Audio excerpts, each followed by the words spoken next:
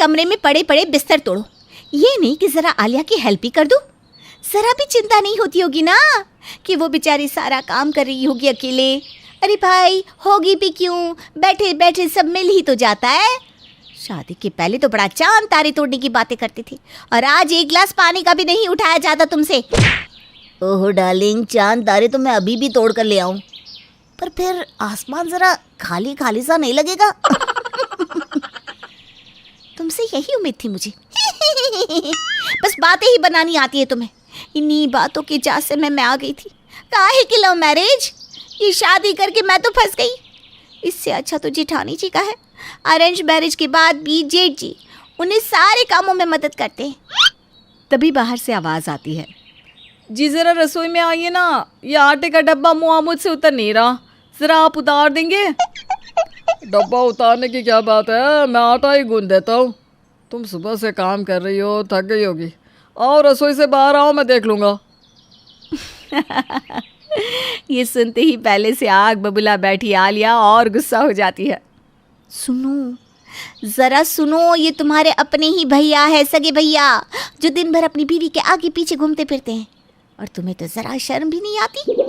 अब चुप क्यों हो? अब तुम्हारी बोली भी नहीं फूट रही है। मैं ही पागल हूँ जो यहाँ पर बड़बड़ाए जा रही हूँ। तुम नहीं सुधरोगे। जा रही हूँ मैं यहाँ से।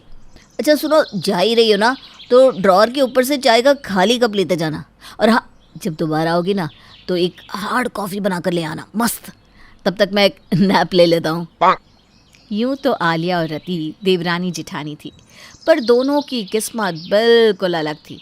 रति की शादी को 10-12 साल हो गए थे, पर आलिया को अपने ससुराल आए अभी मुश्किल से 6 महीने ही हुए थे कि उसे अपने ससुराल में घटने वाली चीज़ों से समस्याएं होने लगी थी। यूँ तो उसने गौतम से लव मैरिज की थी, पर ज़्यादा खुश उसे अपने जेठ जेठानी लगते थे, जिस कारण वो अक्सर चिड़ी हुई रहती थी। गौतम से नाराज़ होकर वो अपने कमरे में रसोई के लिए जाती है। हद हो गई है, सारा काम मुझे खुद करना पड़ता है। गौतम एक ज़रा मेरी मदद नहीं करता, और यहाँ देखो, जेठानी जी के बजाय आटा गूंदने का काम भी जेठ जी कर रहे हैं। तभी वहाँ रति आती है। और तैयार हो गई सब्जी आलिया? इन्होंने आटा गूंद लिया है, और तुम जानती हो ना, 5 मिनट में ये 100 से ऊपर रोटियां सेक कर रख देते हैं। हाँ, सब कुछ हो गया है भाभी, बस सब्ज़ी को सीजने में थोड़ा टाइम लगेगा। इतनी देर में एक सब्ज़ी भी नहीं बनी? ओहो, 2 बजने वाले हैं, सबके खाने का समय हो रहा है। अब सबकी किस्मत आपकी जैसी तो है नहीं भाभी। जो भैया सुबह सुबह आपके कपड़े धो देते हैं, कपड़े सुखा देते हैं, सुखा कर ला भी देते हैं, उसके बाद ऑफिस जाते हैं। उसके अलावा आज की तरह अगर संडे हो तो रसोई भी भैया ही संभाल लेते हैं। इतनी अच्छी किस्मत तो मेरी है नहीं ना भाभी। मुझे तो अपने कमरे में झाड़ू पोछा भी करना होता है, कपड़े धोने होते हैं, मम्मी जी के पैरों में तेल लगाना होता है, उसके बाद सब्ज़ी काटनी होती है, और फिर जाकर कहीं सब्ज़ी बन पाती है। और हाँ, सब्ज़ी भी मुझे खुद ही जाकर लानी पड़ती है, क्योंकि भैया तो सिर्फ आपकी कही हुई सब्जियां ही लाते हैं। अच्छी बात है, इतने कम समय में तुम दूसरों के सुख को नज़र लगाना भी सीख गई हो। सब्ज़ी नहीं बन रही, पर ये सब तो तुम्हें बड़े अच्छे से आता है। वैसे लव मैरिज की हड़बड़ी तुम्हें ही थी ना? मैंने तो नहीं कहा था कि लव मैरिज करके देवर जी से शादी करके आ जाओ। अब जब 5 साल हमसे छुपाकर अफेयर किया ही था, तो हमसे छुपाकर ये भी पता कर लेती कि लड़का घर में कोई काम करता है भी या नहीं। भाभी तो आप ही थी ना भाभी। मम्मी जी से तो क्या ही उम्मीद करूं, उनकी तो खुद ही उम्र हो गई है। आप ही 2-4 चीज़ें सिखा देती जैसे आपने भैया को सिखाया है। पर आप तो चाहती थी कि आपकी जो भी देवरानी आए उसका सारा समय रसोई में ही जाए, ताकि आप इधर की उधर की होने वाली गॉसिप का मजा ले सके, नहीं? बस बहुत हो गया आलिया। और रति, तुम क्या जेठानी होकर बच्ची से लड़े जा रही हो? हमारे घर में ये सब कभी नहीं हुआ, और आगे होना भी नहीं चाहिए। अब इस बात को यहीं ख़त्म कर दो। कोई इस टॉपिक को दोबारा उठाएगा नहीं, और भूल कर भी ये बात मम्मी के सामने नहीं आनी चाहिए। और जहाँ तक रही गौतम की बात, तो उससे मैं बात करता हूँ। अब से वो तुम्हारे कामों में हाथ बटा दिया करेगा। प्राण की बात मानकर कहाँ कोई चुप रहने वाला था। ये तो आलिया ने शुरुआत की थी। आलिया हर वक्त बस मौका ही ढूंढ रही थी कि कैसे अपने सास के कान भरे, और इसका मौका उसे शाम में मिल भी जाता है, जब उसके घर पड़ोसन सुलोचना उसकी सास से मिलने आती है। क्या बात है सुलोचना, बड़े दिनों बाद आई, कोई बात हो गई है क्या? कहीं कोई खुशखबरी तो नहीं है? कैसी है बहू? काहे की खुशखबरी, मेरे तो करम फूट गए हैं। क्या बताऊँ लता, ये आजकल की लड़कियाँ पहले पति को धीरे धीरे अपने बस में करती हैं, उसके बाद पति को नौकर के समान बना देती है। हैं? ये किसके घर की बात कर रही है तू? ये भागिनी के घर की बात है लता, तू किसी से कहना मत। तुझसे मेरा दिल मिलता है ना, तो सोचा तेरे पास आकर रो लूं। कोई किसी को कुछ नहीं कहेगा आंटी, अब बोलिए ना क्या बात हुई। कितने शौक से मैं बहू लेकर आई थी और मेरी बहू ने मेरे बेटे को ही नौकर बना दिया। अब करण थोड़ा बहुत उसकी रसोई में मदद किया करता था तो मैंने भी मना नहीं किया। अब मुझे क्या पता था कि ये सब उसकी चाल होगी। धीरे धीरे कर वो अपने सारे काम करण पर ही लादने लग गई। अब तो ये हाल है कि मेरी बहू दिन भर आराम से टीवी देखती है और मेरा बेटा खाना बनाता है और रात को उसके पैरों की मालिश करता है। हे भगवान, कैसे कोई औरत अपने पति से इतना काम करवा सकती है? छी छी छी छी। मेरे आने के बाद तो गौतम जी कभी रसोई में आए ही नहीं, एक कप भी नहीं उठाते हैं और ना ही मैं इन्हें उठाने देती हूँ। चिंता तो मुझे प्राण भैया की है। जिस तरह से वो भाभी के लिए सारा काम करते हैं, कहीं हमारे घर भी सुलोचना आंटी के घर वाला ही सीन ना हो जाए मम्मी जी। ये तो क्या कह रही है छोटी बहू? और नहीं तो क्या मम्मी जी, आपको मेरी बात झूठ लग रही है क्या? हर रोज़ भाभी के कपड़े भैया ही तो धोते हैं, वो भी सुबह 7 बजे से पहले, ऑफिस जाने के पहले। रात को भाभी के खाने में मदद भी भैया ही करते हैं। न जाने उस थके हारे आदमी से भाभी काम करवा कैसे लेती है। मुझे तो भैया के लिए बड़ी चिंता हो रही है मम्मी जी। अरे नहीं नहीं नहीं, तो बेफिजुली है ये सब कह रही है। रति ऐसी बिल्कुल भी नहीं है। वही तो मैं कह रही हूँ मम्मी जी, भाभी तो ऐसी नहीं है, पर उनकी सहेलियाँ, उनका तो हमें पता नहीं ना कैसे संस्कार वाली है कैसी नहीं। भगवान न करे मम्मी जी, कब किसकी बुद्धि कैसे पलट जाए कोई नहीं कह सकता। मुझे तो उनकी सहेलियाँ कुछ सही नहीं लगती। वो प्रेरणा नहीं है क्या, भाभी की सहेली जो अक्सर घर आया करती थी? उसने तो अपनी सास को सड़क पर निकाल दिया है। क्या जाने उनके दिमाग में कब वो लोग क्या भर दे और कब हमारे घर में आग लग जाए। आलिया सही कह रही है लता, मैं भी इसी तरह अपनी बहू पर आंख मूंद कर विश्वास करती थी और उसने मुझे अंधा ही साबित कर दिया। तू ना थोड़ी नज़र रखा कर। और इस तरह आलिया अपनी सास के दिमाग में शक का एक बीज डाल देती है और इस वक्त से लता प्राण की हरकतों पर नज़र रखनी शुरू कर देती है। कितने शौक से मैं बहू लेकर आई थी और मेरी बहू ने मेरे बेटे को ही नौकर बना दिया। अब करण थोड़ा बहुत उसकी रसोई में मदद कर दिया करता था तो मैंने भी मना नहीं किया। अब मुझे क्या पता था कि ये सब उसकी चाल होगी।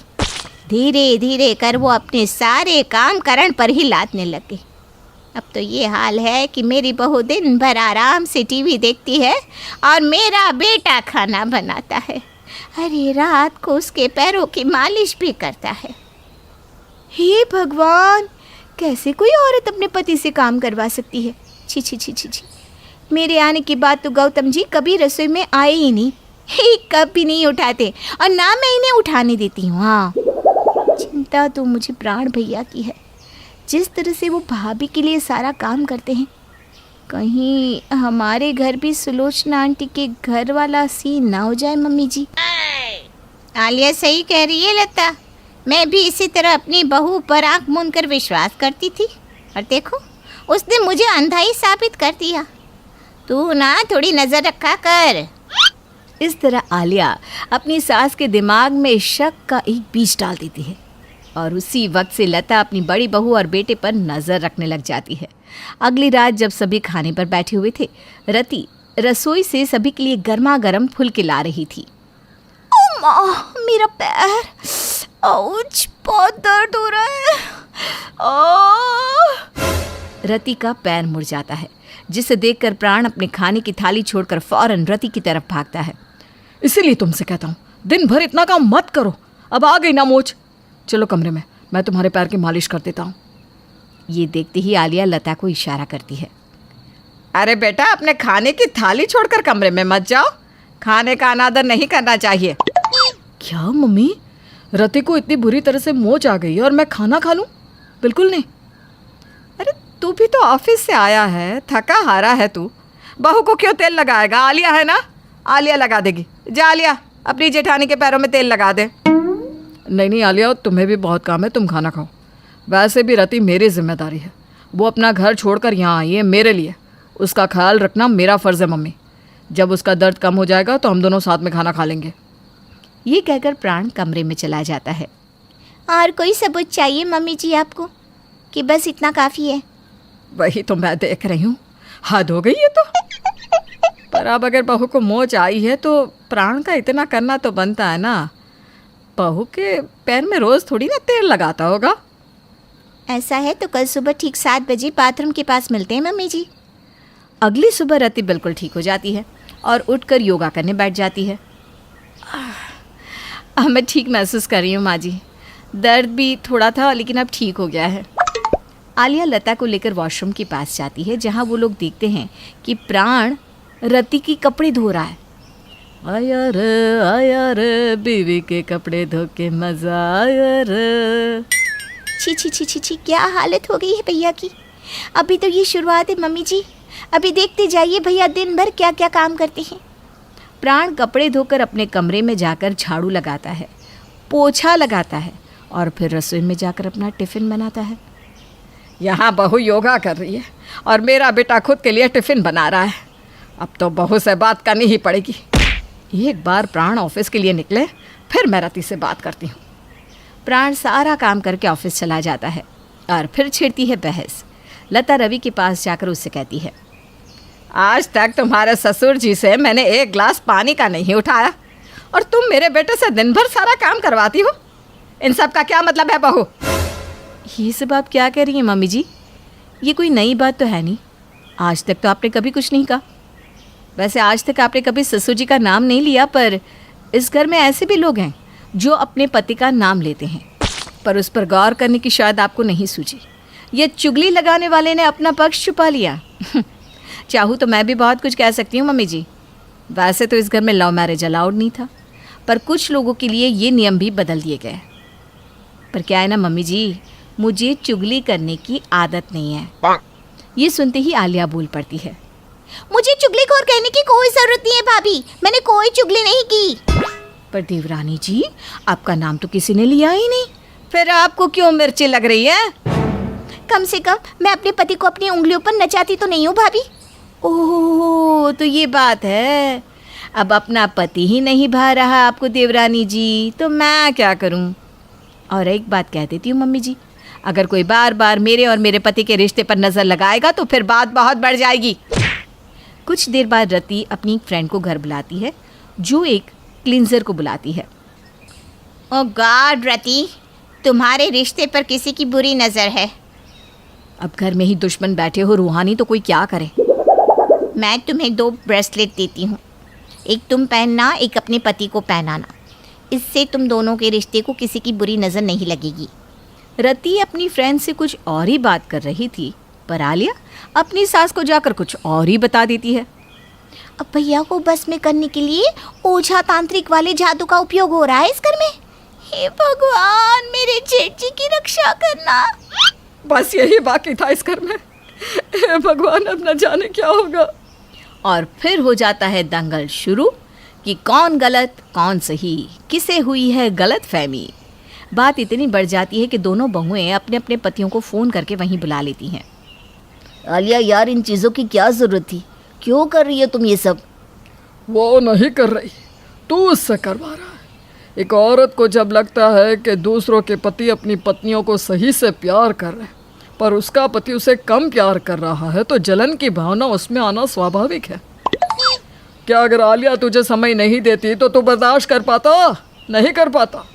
तो अगर अपनी बीवी के काम में मदद नहीं कर सकता तो यहाँ आकर भाषण तो मत दे। अपने ससुर की बात सुनकर आलिया फूट फूट कर रोने लगती है। मुझे खुद समझ में नहीं आया कि मैंने ये सब क्या कर दिया। ससुर जी, जेठानी जी, मम्मी जी, प्लीज़ आप सब मुझे माफ़ कर दीजिए। आज तक सभी ने मुझ में ही गलती निकाली, पर जब ससुर जी ने मेरी भावनाओं को समझा तो मुझे समझ में आ गया कि मैं क्या सोच रही थी और ये सब क्यों कर रही थी। इन सब में जेठानी जी की तो कोई गलती ही नहीं थी। मैं समझ गया पापा आप क्या कहना चाहते हैं। आई एम सॉरी आलिया, मैं तुम्हें इस घर में बहू बनाकर तो ले आया, पर तुम्हारे प्रति पति धर्म नहीं निभा पाया। मुझे माफ़ करना। अब भैया जितना काम तो नहीं कर सकता हूँ, पर वैसा बनने की कोशिश ज़रूर करूँगा। और हाँ मम्मी, इस घर में सुलोचना आंटी के घर जैसा कुछ भी नहीं होने वाला। ससुर जी सारी बात संभाल लेते हैं और परिवार में फिर से खुशहाली आ जाती है। हमारी लड़की तो वो हर काम कर लेती है जो लड़के करते हैं। अच्छा है, अब तंबाकू लेने खुद नहीं जाना पड़ेगा, बहू ही ले आएगी। कैसी बात कर रहे हैं पापा। उन लोगों के कहने का मतलब है कि पढ़ाई लिखाई सब लड़कों के बराबर की है। क्यों आंटी जी? हाँ हाँ बेटा, वही कह रही हैं ये। अरे चुप रहिए, क्या हाँ हाँ कर रहे हैं, साफ बात करिए ना। बेटी पर फक्र होने वाली बात को चिल्ला चिल्ला कर बताना चाहिए। ऐसा क्या कर दिया आपकी बेटी ने, हमें भी तो बता दो जरा। तभी वहां डॉली आ जाती है। कुछ होता है कि अंजलि थी ना, बिल्कुल उसके जैसी ही दिख रही है। हाथ में फुटबॉल, सर पर बैंड। ओह माय गॉड, आज फिर? तो तुम हो लड़की जो मुझे देखने आए हो। सुनो, मैं बाइक 200 की स्पीड से चलाती हूँ। हाँ, मैं लेट नाइट पार्टी की शौकीन हूँ। कोई प्रॉब्लम? मुझे क्यों प्रॉब्लम होगी? नाइट पार्टी तुम करती हो, 200 की स्पीड से तुम बाइक चलाती हो, तो प्रॉब्लम में तो तुम फंसोगी ना। गुड, लड़का ओके है पापा, फाइनल कर दो। सारंग और उसकी फैमिली देखती ही रह जाती है। अब मेरे ख्याल से आप लोगों ने अपनी बेटी को लड़के जैसा नहीं बल्कि लड़का ही बना दिया है। अरे तो अच्छा ही है ना, घर के काम के लिए तो फिर भी नौकरानी रख लेंगे। बहू मर्द जैसी होगी तो किसी बात की समस्या नहीं, पति का सहारा बनेगी। भाई हमें तो रिश्ता मंजूर है। और ऐसे हो जाती है डॉली की शादी सारंग से। लेकिन शादी के बाद मर्दानी डॉली के शौक लाजवाब होते हैं। अरे बहू, ये घर का सोफा सेट और गमले फूलदान सब कहाँ गया? माँ जी, वो सारे तो मैंने OLX में बेच दिए। यहाँ मैं अपना जिम लगाऊंगी।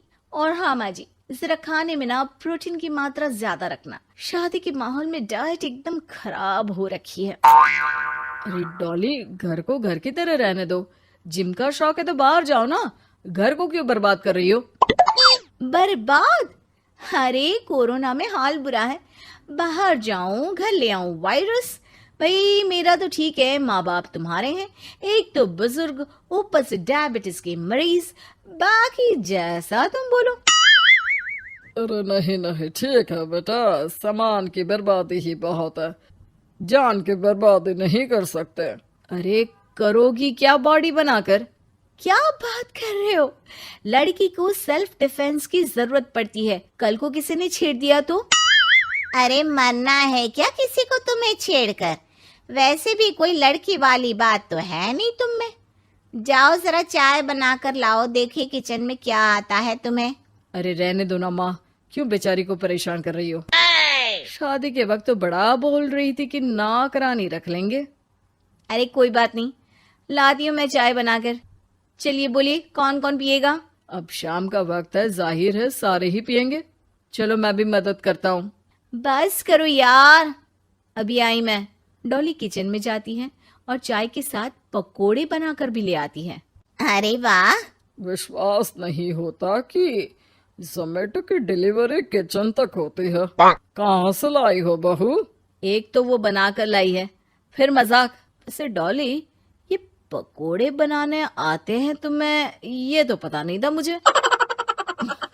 सिर्फ बनाने ही नहीं, सबसे अच्छे पकोड़े। भाई ऐसे पकोड़े तो मैंने अब तक ना खाए थे। वो खाना बनाने का शौक है मुझे। क्या बात कर रही हो, कब सीखा? वो जब मेरी जॉब बैंगलोर में लगी थी ना, तो मैं अकेली रह रही थी, तभी सीख लिया। वैसे शाम को किस देश का खाना खाना है बता देना, मैं वक्त से बना दूंगी। डॉली बाहर निकलती है और बाइक चलाकर तेजी से निकल जाती है कि तभी पड़ोसन आ जाती है। अरे सारंग की माँ, क्या बहू लाई हो, न शर्माना न घूंघट। अरे बाइक पर तो ऐसे जाती है जैसे धूम फिल्म का हीरो हो। अरे आंटी आइए ना, कैसी हैं आप? अरे कमला बहन, वही मैं सोचूं, घर में नई बहू आई और तू तीली लगाने नहीं आई। तीली? अरे तीली कैसे सारंग की माँ? अरे बहू तो घर पर अच्छी लगती है, वो भी घूंघट में। सास बैठी रहे और वो खाना खिलाए। अरे बहन जी, वैसे आपकी बहू के बारे में भी बहुत चर्चा है। सुना है घूंघट के अंदर से ही गालियां निकालती है। अरे ऐसा घूंघट भी किस काम का? और नहीं तो क्या, बहू आंखों की शर्म लेकर आए तो अच्छा लगता है। आंटी, हमें डॉली जैसी है वैसी ही पसंद है। आपको पता है, कल ही उसे कंपनी में बेस्ट एम्प्लॉय का अवार्ड भी मिला है। मतलब काम भी करती है क्या वो? नौकरी करवा रहे हो? ऐसी भी क्या पैसों की कमी भाई? पढ़ी लिखी लड़की काम करना चाहती है तो क्यों ना करे? हम लोगों को क्यों ऐतराज होने लगा? माता पिता पढ़ाते लिखाते हैं नौकरी करने के लिए ना कि घर के बर्तन झाड़ू के लिए कि मैं उसे घर बिठा लूं। पड़ोसन समझ जाती है कि यहाँ उसकी दाल नहीं गलेगी। शाम को डॉली घर आती है तो उसके साथ एक लड़की होती है। अरे डॉली, कौन है ये बेटा और इसे इतनी चोट क्यों लगी है? मेरी ऑफिस में है माँ, 2 दिनों से ऑफिस नहीं आ रही थी तो मैं ही इसके घर चली गई लौटते लौटते। लेकिन हाँ, लेकिन क्या बेटा? आंटी जी, मेरी शादी के बाद से ही सास ने मुझे मारना पीटना शुरू कर दिया था। हाँ तो घर छोड़ देती, मायके चली जाती। अरे पति से शिकायत करती, सास को समझाती। मार खाकर रोना तो सल्यूशन नहीं है ना। गई थी पापा के पास, लेकिन माँ ने बोला लड़कियों को मायके आने का हक नहीं है, आना है तो कुछ दिनों के लिए आओ। फिर क्या करती, उसी को नसीब समझ लिया। यही तो माँ बाप गलती करते हैं, लड़कियों को ऐसे पालते हैं जैसे राजकुमारी। अरे जरूरी तो नहीं कि हर लड़की को राजकुमारी ही बनना हो, क्यों सासू माँ? हाँ बेटा, लेकिन लड़कियों की इस हालत के पीछे सिर्फ माता पिता की सोच ही नहीं, बल्कि ससुराल वाले भी जिम्मेदार होते हैं। उन्हें अपने आप को बदलना होगा। वैसे बहू तो इस मामले में लकी है जो तुझे ऐसा ससुराल मिला। हाँ, ये तो है। कम से कम आप लोगों को ये तो पता है कि लड़कियां या बहू सिर्फ घर के काम के लिए घर नहीं लाई जाती है, उनकी अपनी भी एक जिंदगी होती है। मैं समझ गई कि मुझे अब क्या करना है। शुक्रिया।